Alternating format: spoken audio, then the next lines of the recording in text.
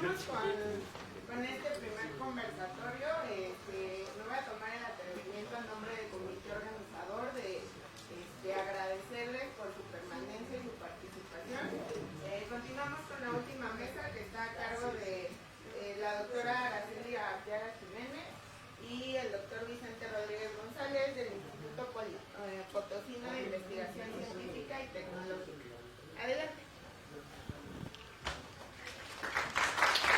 Gracias, buenas tardes a todos. Ya es la última mesa, fotocatálisis. La estructura de la plática son 4 temas.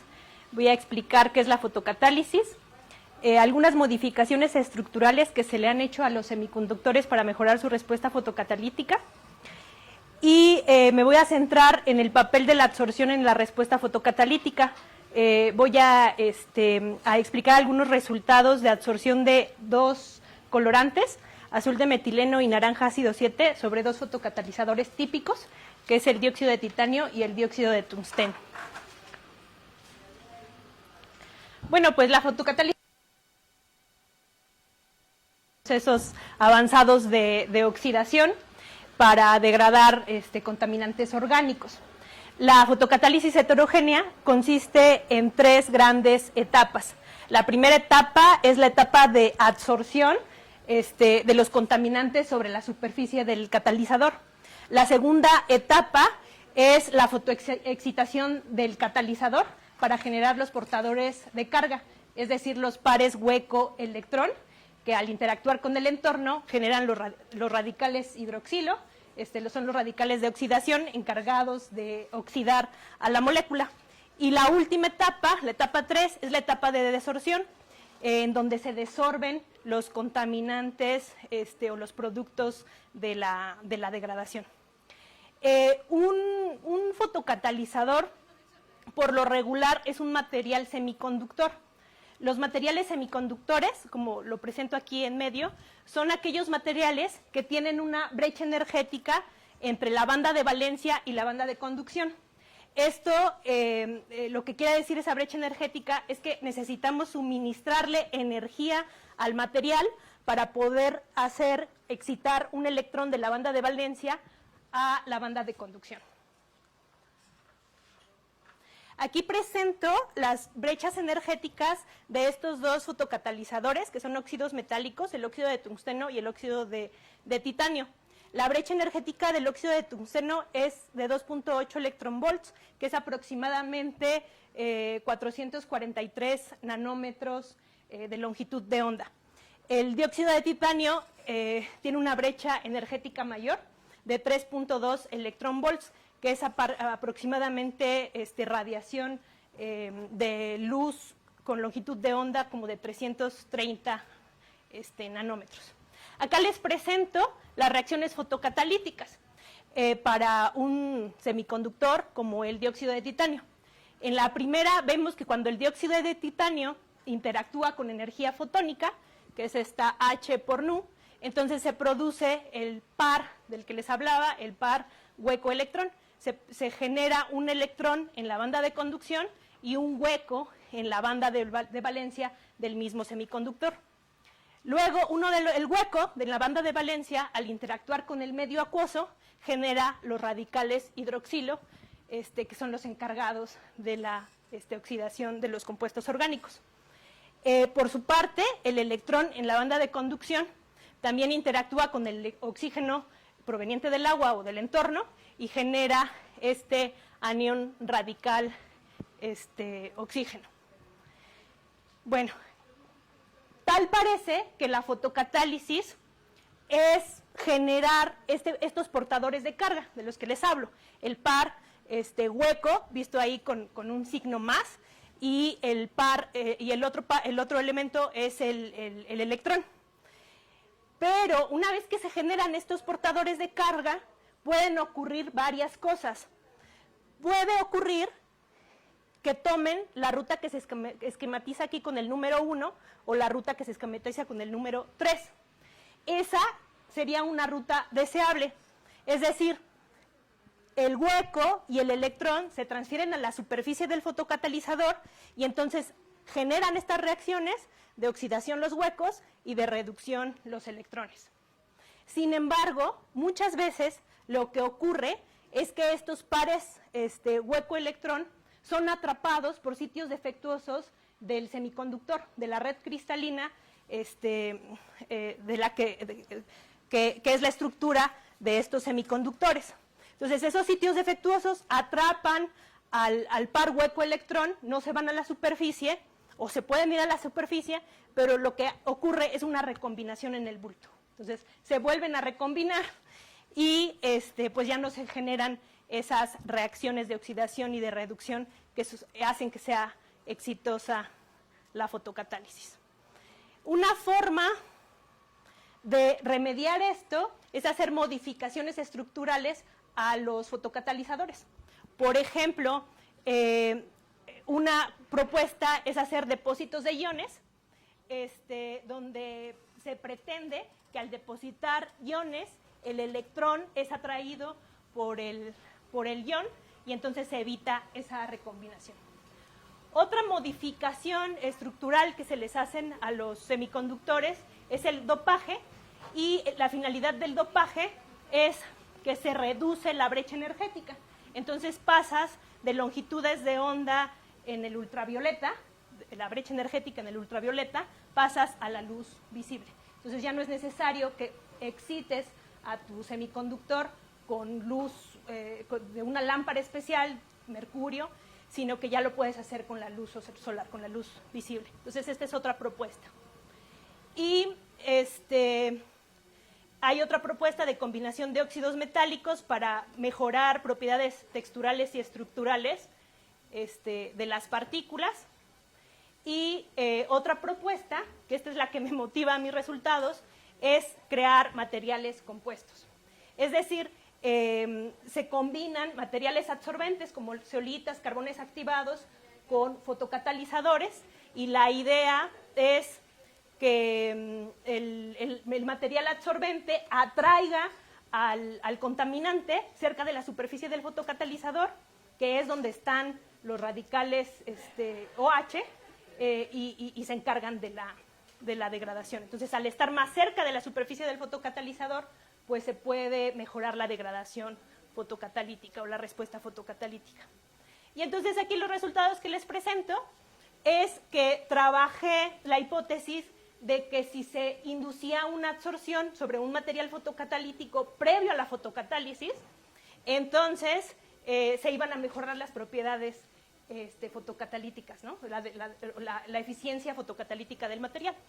Entonces, aquí les presento algunos datos donde trabajé al óxido de tungsteno y al óxido de titanio no como un material fotocatalítico, sino como un material absorbente, solamente para caracterizar qué tan capaz de atraer al contaminante es.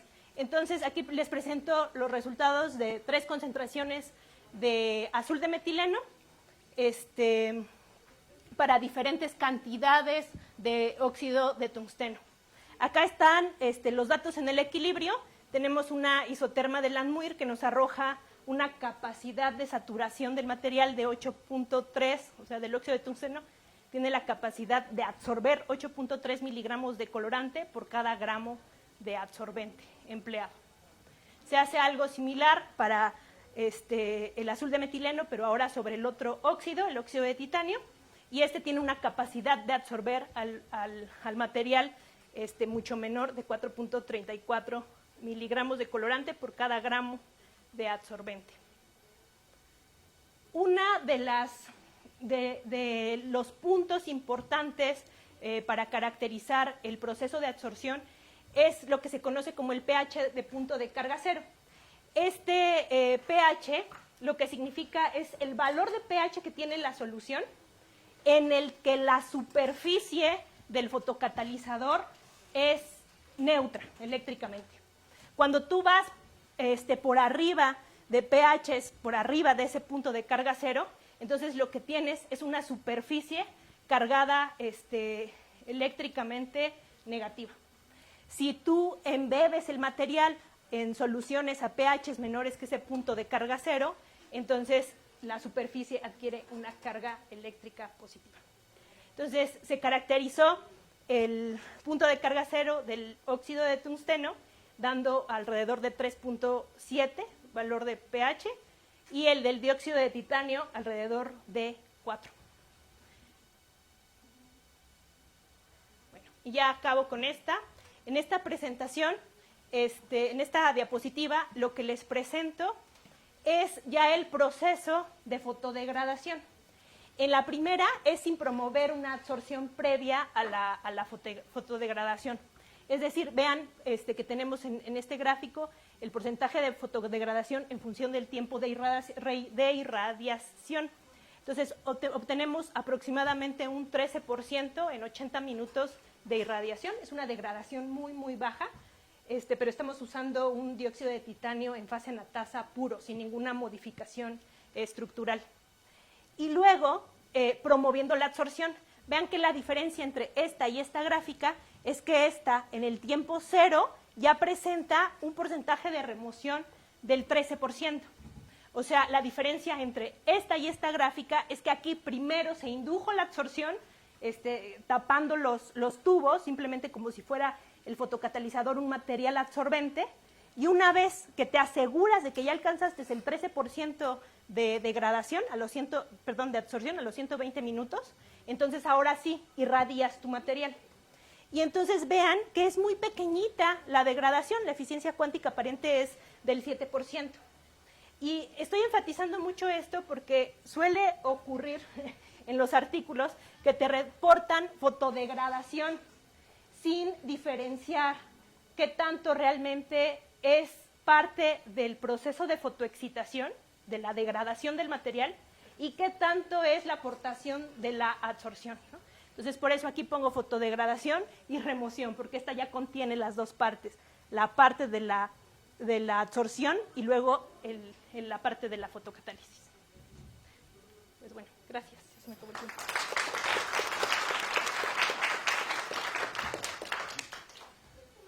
Bueno, no sé si se escucha bien sin micrófono. Sí, entonces iba a tomar la palabra. Y bueno, ya en las aperturas, la mayoría son expertos ya en fotocatálisis. Entonces mi plática va a ser un poco más práctica. El título tiene como materiales fotocatalíticos inmovilizados, lo que vamos a hablar sobre recubrimiento, sobre residuos sólidos urbanos, ¿no? Utilizar los residuos que tenemos habitualmente en basureros para hacerlos fotocatalíticos o como una idea de manejo de contaminantes. Entonces yo soy adscrito al Instituto Potosino de Investigación Científica y Tecnológica en la División de Materiales Avanzados. Entonces, como introducción, así rápidamente, pues vemos la cantidad de residuos que tenemos actualmente. Bueno, estos son datos ya del 2007, pero vemos que la mayoría de los residuos sólidos urbanos son orgánicos, ¿no? Desperdicios de comida, de jardín. Pero entonces también tenemos otros residuos que ya han sido reciclados, reutilizados, como el papel, el cartón, textiles, hay plásticos, vidrios, que eso los podemos utilizar como soportes para recubrir con materiales fotocatalíticos y utilizarlos para degradar diferentes contaminantes. Entonces, antes de empezar, hicimos un review acerca de cómo se podían generar recubrimientos sobre, la idea es hacer en un plástico, tener una película delgada o un recubrimiento delgado y que sea activa, que nos ayude a degradar y que lo podamos recuperar, manejar rápidamente. O que si están en el medio ambiente, pues vaya degradando con el tiempo los productos. Entonces hicimos una investigación, está basada en método Sol-Gel, pero se puede aplicar a diferentes. Entonces vimos que había por electroquímica, deposiciones por Sol-Gel, por deep coating, que lo metes y lo sacas con tiempos. Spray pirólisis, ¿no? Con spray podemos hacer recubrimientos, y spin coating, que podemos controlar el grosor de la película, que sea heterogénea, diferentes propiedades. Y podíamos tener tanto recubrimientos como película delgada. Había que caracterizar para ver qué propiedades tienen y cómo lo vamos a poder aplicar en los experimentos que tenemos, ¿no? Si es transparente, si tiene flexibilidad, si es estable, se puede reutilizar, si es hidrofóbico o no. todas esas características y vimos que había diferentes aplicaciones en la degradación de contaminantes, que es el caso, pero también lo podemos ocupar para producción de hidrógeno, para inactivar microorganismos que se generan en los ecosistemas y para la reducción de CO. Entonces esa es la idea. Y bueno, también hicimos otro review en el 2022 para ver qué estaba publicada yo sobre este tipo de ideas que teníamos, ¿no? Materiales fotoactivos, fotocatalíticos o absorbentes, porque es una competición de fotocatálisis con absorción. Y vimos que había diferentes materiales, ya han utilizado aluminio, las latas de aluminio, poliestireno, textiles, hasta basuras de electrónica, papeles que utilizaban para tenerlos como soportes y utilizarlos en la degradación de diferentes contaminantes. Entonces aquí hay un ejemplo más o menos que engloba todo lo que tenemos. Aquí utilizamos PET para recubrirlo con un material, pero hemos utilizado poliestirenos, fibra de agave, o sea que podemos utilizar la materia orgánica, que es la mayoría. Hacemos la película de agregada, recubrimientos, y lo probamos con diferentes contaminantes. Aquí vemos que algunos tienen flexibilidad, o sea podemos colocarlos en puntos. Entonces, en una planta, en una parte que tenga una curvatura, lo podemos utilizar, ¿no? Y puede funcionar. Y también lo hemos utilizado para degradar contaminantes en el aire. Como aquí tenemos muchos solventes o muchos conservadores que tienen las sillas que se van degradando con el tiempo, también podemos utilizar para ese tipo de proceso. Pero en sí es un proceso que puede dominar la absorción, la fotocatálisis, y podemos tener diferentes sistemas, ¿no? Cuando se descompone un material podemos tener producción de hidrógeno. Podemos tener también propiedades antimicrobiales al mismo tiempo, controlar la absorción para tener un sistema mucho más multifuncional. Entonces el primer ejemplo que les voy a poner así rápidamente es utilizamos, todos saben la cerveza no Guinness, que tiene una pelotita que al inicio le inyectan nitrógeno para que cuando abra haya una oxidación más equilibrada y tenga un sabor especial. Entonces la idea fue utilizar esta pelotita, recubrirla con un material fotocatalítico y ponerla en un reactor en laboratorio y ver con el tiempo cómo va degradando. Entonces así es facilito el sistema. Entonces caracterizamos primero por difracción de rayos X para ver las señales del plástico y del material que tenemos. Vimos la referencia, en este caso usamos un titanato de estaño, que son una especie de nanopartículas como nanotubos topados con estaño para tener sitios activos y que tratáramos de que funcionara en el visible. Entonces aquí está, primero hacemos las mediciones de absorción, el porcentaje de remoción en función del tiempo. En 40 minutos logramos absorber el 100%. Entonces vimos que es un material más absorbente que fotocatalítico. Y lo comparamos con polvo, con nuestra película delgada para tener una idea de lo que podía funcionar. Entonces aquí lo usamos varios ciclos. Vemos que cuando está en polvo podemos degradar, absorber el 92% y cuando está en película delgada 81%, pero con el tiempo vemos que más o menos se equilibran 73 contra 6%, ¿no? En 40 minutos. Y también exploramos el pH, diferentes pH, pH 3, pH 7, pH 10 para ver el punto isoeléctrico, cómo se cargaba la partícula y cómo era mejor. Entonces vemos que a pH neutro era 82% y luego a pH ácido era cuando teníamos más degradación. Entonces aquí hay una tabla que comparamos con la literatura para validar nuestro trabajo y vemos que estamos en el rango, ¿no? Con diferentes materiales. Y bueno, tratamos de ver cómo eran las interacciones en la superficie con infrarrojo para ver los nuevos enlaces que se iban creando y ver que sí había una interacción del contaminante con la superficie. También hicimos XPS para entender todos los enlaces, o sea, no se puede explicar aquí, pero comprobamos que hay una interacción química del material con el solvente, ¿no? Entonces tratamos de hacer un mecanismo de degradación, aquí el pH y cómo era la extracción por los iones fluoruros de la ronamina B, y vemos que si hicimos más experimentos, descubrimos solamente la mitad para mantenerla más a flote la película, la esferita, ¿no? Lo descubrimos totalmente y esto fue como nos haríamos mayor degradación, mayor absorción de los contaminantes. Entonces en general, o sea, es un ejemplo, en general vemos que este tipo de de materiales con recubrimientos en materiales sólidos urbanos es una alternativa para poder degradar, utilizar esto, o sea, recuperar la basura, utilizarla para degradar, y una idea para futuros trabajos, no sé, hacer un reactor flotante, como dicen ahí, y poder degradar. Entonces, tenemos diferentes materiales, tenemos dos titanatos de tungsteno con níquel, que es flexible, podemos degradar y además se puede tener flexibilidad. Y bueno, lo que tenemos que hacer más adelante es tener otros materiales fotoactivos, utilizarlos con otros contaminantes en condiciones reales, con tratamientos reales, y utilizando luz solar, o sea, utilizarlo ya en un río, en una presa, y estudiar los mecanismos. Necesitamos utilizar ya, por ejemplo, HPLC, GC masa, para tener idea de todos los subproductos que se van generando, y si tenemos el 100% de degradación, no solamente es rompimiento de la molécula. Entonces, nada más agradecer a los estudiantes y a los apoyos que hemos tenido de CONACYT y de la división. Y ya para terminar son mis datos, por si quieren tesis de licenciatura, servicio social, ahí pueden tener. Y en esta revista es la infraestructura que tiene el laboratorio, le pueden consultar, es Open Access, para si quieren también colaboraciones. Y gracias por su atención.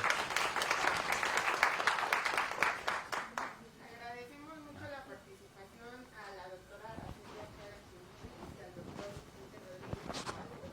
Y ahora continuamos con unos minutos para preguntas, respuestas y comentarios. Queda abierta la palabra. Doctora.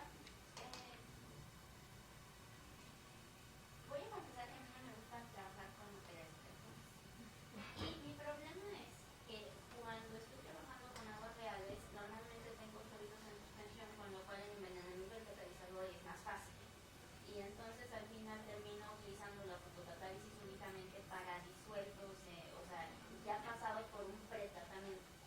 Entonces, no sé si desde su perspectiva haya alguna forma en la que estos catalizadores sean como menos sensibles a los sólidos en suspensión, o siempre tenga que ser con materiales filtrados, con soluciones filtradas. Sí, yo creo que sí. O sea, son técnicas terciarias, ¿no? O sea, tienen que ya haber pasado por todos los tratamientos primarios, secundarios, y ya es para los contaminantes más recalcitrantes, ¿no? Contaminantes orgánicos más recalcitrantes. Sí, la fotocatálisis está encaminada más a contaminantes persistentes, y eso también en concentraciones pequeñas para que pueda hacer utilidad, porque si no saturamos y perdemos actividad completamente. En ese caso de que flotaban, si hay un momento, ¿no?, que te ayuda a liberarse de materia orgánica, pero la verdad no. Así ya para manera industrial, aguas residuales con mucha materia orgánica no sería lo ideal.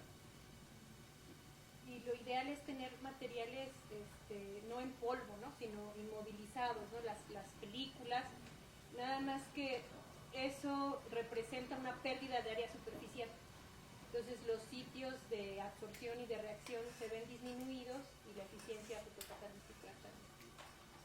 Sí, queríamos implementar con un reactor adecuado para el proceso, ¿no?, que permita la difusión, que permita que la materia no se segmente, o que se vaya en un proceso a régimen permanente, que vaya una filtración previa para poder y andar reciclando las aguas para ayudarle al proceso. Y por ejemplo, cuando estamos hablando, porque, o sea, el fotocatalizador tiene que depender así como de qué fuente de luz tengo, ¿no? Entonces, por ejemplo, si utilizara luz ultravioleta, ¿cuál es el que ustedes recomendarían que sea? Ese sí, y cuando utilizo espectro visible, ¿cuál sería? Pues depende de la brecha energética del material y del tipo de semiconductor. Por lo regular, los que yo presenté fueron óxidos metálicos. El valor que te presento de la brecha energética es el producto de H por la frecuencia, ¿no?, de la luz. Entonces va con el inverso de la longitud de onda.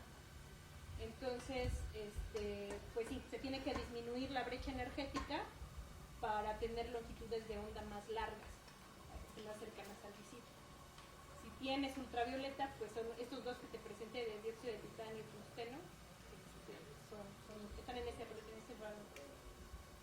Y también tenemos que implementar con las cargas que puede tener, o sea, considerar los contaminantes que tiene y carga positivo, negativo, y jugando con ese y también con el área superficial. Por ejemplo, en ultravioleta podemos excitar mucho más rápido, ¿no? Entonces tenemos procesos un poco más rápidos, pero más costosos. Y en luz visible a lo mejor tendríamos que aumentar el área superficial que tengamos y a lo mejor materiales que no sean tan hidrofílicos para favorecer la absorción y la degradación y la difusión de los productos. Por ejemplo, cuando estás haciendo la síntesis, que son, además de esos parámetros, hay otros que tienes que tener en cuenta. Morfología, tal vez, morfología que se tiene. Y bueno, actualmente también hay que considerar el método de síntesis, ¿no? Que no sea tan costoso. Si lo calcinas una alta temperatura para tener la fase, estás perdiendo también área superficial. Entonces va de la mano, todo es un diseño que va desde la síntesis, a qué actividad tiene, qué propiedades, a la aplicación ideal. O sea, no puede ser para cualquier contaminante, va encaminado. Puede ser por grupos orgánicos, solventes, pues colorantes, más o menos la estrategia que tendríamos que seguir para ese tipo de proceso. Ok. Una pregunta más para el doctor Vicente. ¿Qué método de síntesis se emplea para fabricar los nanomateriales de los recubrimientos? Pues generalmente en el laboratorio tenemos un reactor hidrotérmico con microondas, o sea, hacemos la síntesis a baja temperatura. Estos titanatos que mostré fueron hechos en 2 horas a 150 grados centígrados y ya solamente hacemos un lavado para neutralizar, porque es un medio alcalino, y ya tenemos listo el material. Y a veces utilizamos primero el sol gel, lo paramos en el sol y luego lo metemos al reactor de microondas. Y así tenemos estructuras de alta área superficial y podemos controlar la brecha de energía que tenemos. Okay. Y al final le ponemos, por ejemplo, partículas metálicas para darle más fotoactividad o reducir la recombinación. Okay. ¿Y han evaluado la estabilidad de estos recubrimientos y más o menos como qué grosor tienen? Los grosores son máximo 3 micras, ¿no? Va variando. De hecho, en el spin, lo hacemos por spin coating y hacemos 10 procesos para tener una película consistente que pueda fotodegradar. Porque de más delgadita, pues vamos a tener menos actividad. Y la estabilidad, por ejemplo, la esferita la pusimos en un vaso de precipitados en agua, así pura. La zonificamos 2 horas y luego tomábamos muestras del agua y lo metíamos a ISP. Y se podía lixiviar partes por billón. Por ISP, o sea, tiene una estabilidad. Sí. Bueno, son pruebas a nivel laboratorio, pero no sabemos ya a nivel industrial. Okay. ¿Cómo podría ser? ¿Algún otro? Adelante.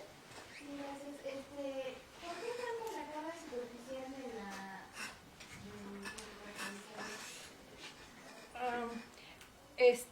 porque existen unos enlaces entre el metal y los OHs. Entonces, ante la presencia de más iones de hidrógeno, estos iones de hidrógeno se pegan a ese enlace MOH y entonces se hace o una carga superficial positiva, o cuando el medio es muy básico, hay más abundancia de iones OH menos y se pegan a estos enlaces entre el óxido metálico y los OHs y se queda negativo. O sea, depende de que si tú le estás echando más OHs o le estás echando más iones de hidrógeno. Pero para llevar a cabo la eficiencia, ¿qué superficie es mejor? Depende, es que, por ejemplo, yo lo que presenté fueron 2 colorantes que tienen carga eléctrica cuando se disuelven en agua.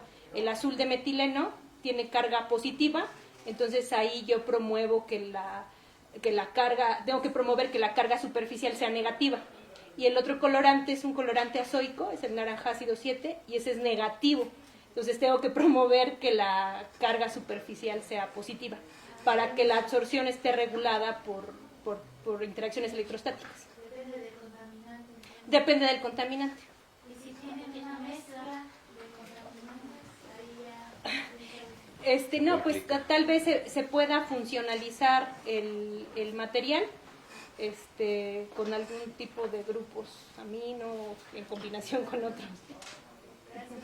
Ok, bueno, pues nuevamente agradecemos su participación, doctores. Con esta mesa estaríamos cerrando las actividades del primer conversatorio de tecnologías aplicables a la remediación ambiental, y asimismo hacemos entrega de las constancias, primero a la doctora Araceli Arteaga Jiménez por su participación en la mesa redonda fotocatálisis. Sí, por favor. Ay. Bueno, la constancia es la misma para todos los que se están entregando.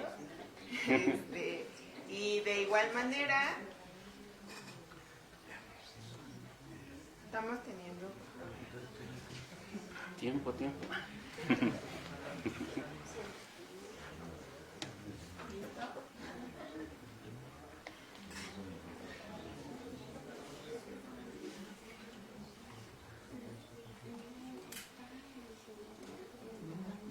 listo. Y de igual manera agradecemos al doctor Vicente Rodríguez González por su participación en esta última mesa redonda. Creo que todos los presentes coincidimos en que esta ha sido una jornada pues sumamente importante y de mucho valor pues profesional, académico, intelectual para todos los que hemos tenido la oportunidad de asistir. Esperemos que sea la primera de muchas ediciones y esperamos seguir contando con su presencia. Y agradecemos a la doctora Sandra Gracias por la invitación. por su iniciativa. Muchas gracias a todos los presentes por su asistencia, tanto el día de ayer como el día de hoy. Este ha sido pues el primer conversatorio, esperemos, de muchos. Contamos con la presencia de muchos especialistas, tanto de casa como de fuera, y la intención de este conversatorio era justamente que, o sea, entre profesionales fuésemos tejiendo nuevas redes y además fortaleciendo las que ya teníamos. Y en el caso de los estudiantes era que ustedes se dieran cuenta que tanto en casa como fuera, pues estamos trabajando en lo mismo, ¿no? Al final nosotros lo que necesitamos es vivir en un ambiente más sano, y pues como tecnólogos, pues es hacia donde vamos a dirigir nuestros esfuerzos. Entonces, a nombre de la UAM Lerma, pues les agradezco, cerramos este evento y nuevamente, si no se publica no existió, entonces por favor, la foto de recuerdo.